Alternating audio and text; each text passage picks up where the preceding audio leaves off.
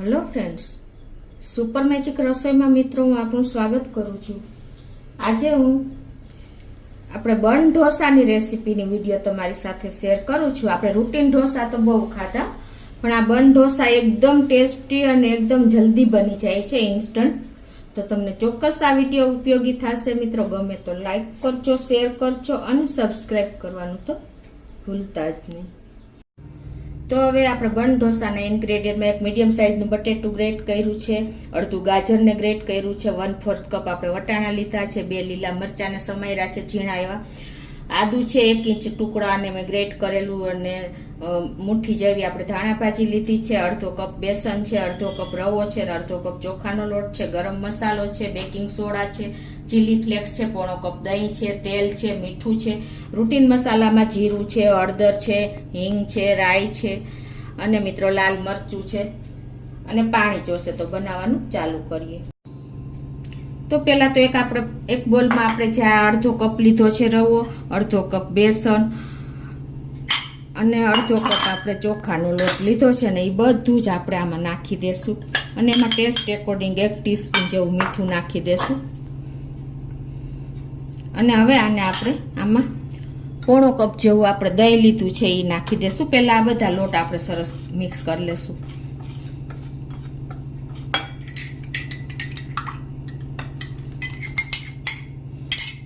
અને એમાં આપણે 1 કપ જેવું પાણી નાખી દેશું।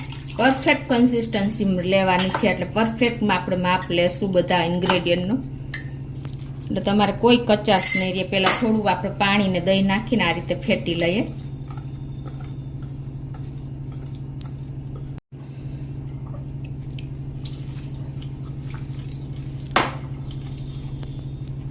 તો આ રીતે જો આપણે બેટર તૈયાર કરી લીધું છે ત્રણેય લોટનું, અને દહીં ને પાણી સાથે મીઠું સાથે એકદમ પરફેક્ટ આ રીતની આપણી કન્સિસ્ટન્સી આવી છે।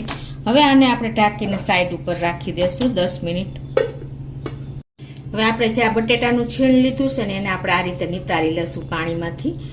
એટલે શું કે તમે જો બટેટાનું છીણ એમને રાખશો ને ગ્રેટ કરેલું તો કાળું પડી જશે, એટલે મેં એને પાણીમાં રાખ્યું છે। હવે આપણે ગેસ ઓન કરીને અને આ બાજુ આપણે એક પેનમાં 1 ટેબલ સ્પૂન જેવું તેલ મૂકી દેશું।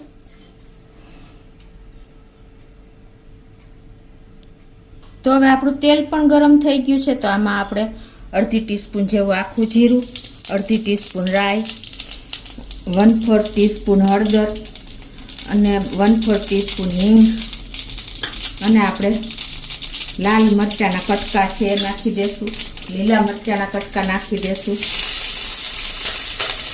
અને આપણે આ બટેટું લીધું છે ને એક મીડિયમ સાઇઝનું એને પણ આપણે આમાં જ નાખી દઈશું, અને આ વટાણા 1/4 કપ લીધા છે એ નાખી દઈશું, અને આ ગાજર લીધું છે એ પણ નાખી દઈશું। અને હવે આને આપણે કરી ગેસની ફ્લેમ અત્યારે મીડિયમ રાખી છે, અને હવે આ બધું આપણે મિક્સ કરી લેશું।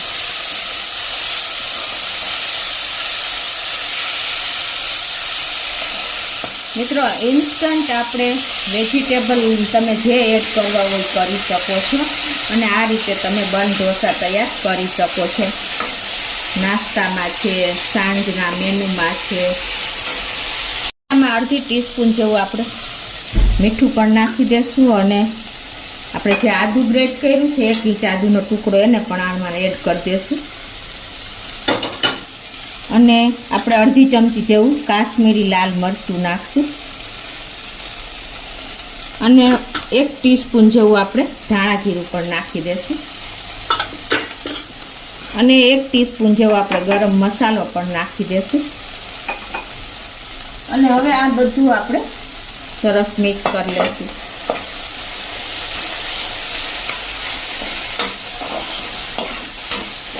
મીડિયમ ફ્લેમ ઉપર જ આપણે આ બધી પ્રોસીજર વઘારની કરશું મિત્રો, એટલે એકદમ સરસ, બહુ કૂક નથી કરવાનું પણ મીડિયમ એવું આપણે કૂક કરશું।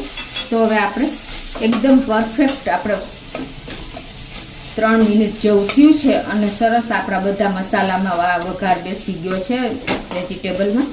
તો હવે આ સ્ટેજે આપણે થોડી એવી ધાણા ભાજી પણ નાખી દેશું,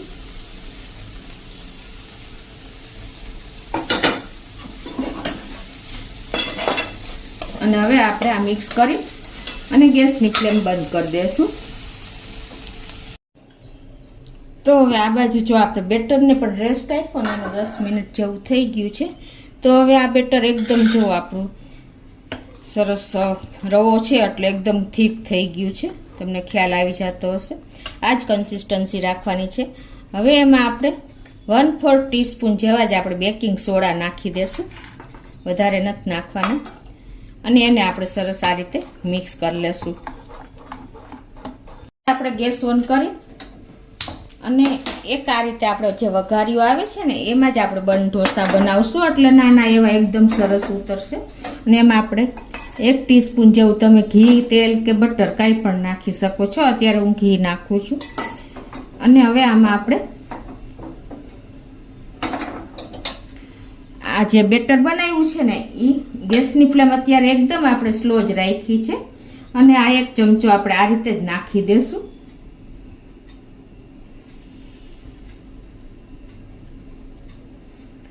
અને હવે એમાં આપણે ઉપરથી જે આપણે આ મસાલો કર્યો છે ને એ પણ એમાં એડ કરી દેશું થોડો એવો.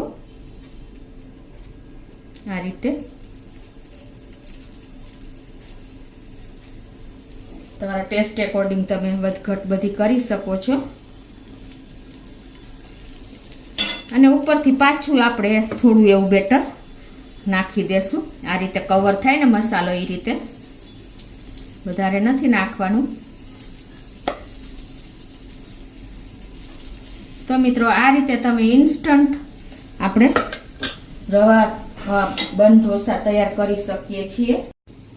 ઉપરથી આપણે થોડા એવા ચીલી ફ્લેક્સ પણ ભભરાવી દેશું. અને થોડી એવી આપણે ધાણા ભાજીના પાન પણ આ રીતે સ્પ્રિંકલ કરી દેશું.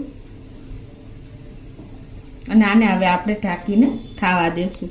હવે જો આપણે 2 મિનિટ જેવું થયું છે સ્લો ફ્લેમ ઉપર. હવે આને આપણે બન ઢોસાને ટર્ન કરી લેશું આ રીતે જ.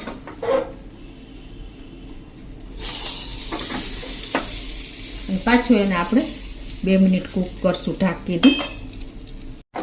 તો આ રીતે જો આપણે બન ઢોસો તૈયાર થઈ ગયો છે.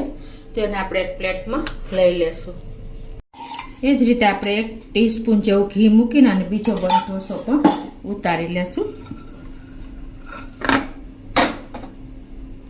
આ રીતે આપણે પહેલાં ખીરું રેડી દેશું. અને એમાં આપણે આ મસાલો નાખી દેશું. તમારા ટેસ્ટ એકોર્ડિંગ તમે મસાલાની વધઘટ કરી શકો છો. અને પાછું આપણે ઉપરથી આ રીતે ખીરોને કવર કરી દેશું મસાલાને. આ રીતે કવર કર્યા પછી આપણે ઉપરથી એમાં ચીલી ફ્લેક્સ અને ધાણા ભાજી નાખી દેશું. ચીલી ફ્લેક્સ તમે તીખું ખાતા હોય એ પ્રમાણે નાખવાના છે. ન નાખો તો પણ ચાલે. અને હવે આને આપણે 2 મિનિટ ઢાંકીને ખાવા દેશું. તો હવે જો 2 મિનિટ થઈ ગઈ છે અને આપણો લાસ્ટ પણ બન ઢોસો તૈયાર જ થઈ ગયો છે. તો એને આપણે ટર્ન કરી લેશું. તો આ રીતે મિત્રો આપણે એકદમ જો સરસ આપણા ઇન્સ્ટન્ટ બન ઢોસા રેડી છે. તો એને તમને કટ કરીને પણ બતાવી દઉં. જો મિત્રો મસાલાથી ભરપૂર એવા આપણા બન ઢોસા એકદમ સરસ તૈયાર છે ને મિત્રો. કેટલો બધો મસાલો દેખાય છે. તો એને તમે જો સોસ સાથે અને ગ્રીન ચટણી સાથે આ રીતે સર્વ કરી શકો છો મિત્રો. એકદમ ટેસ્ટી અને એકદમ યુનિક લાગે છે. તો તમને ચોક્કસ મારો વિડીયો ગમશે મિત્રો. ગમે તો લાઈક કરજો, શેર કરજો અને સબસ્ક્રાઈબ કરવાનું તો ભૂલતા જ નહીં.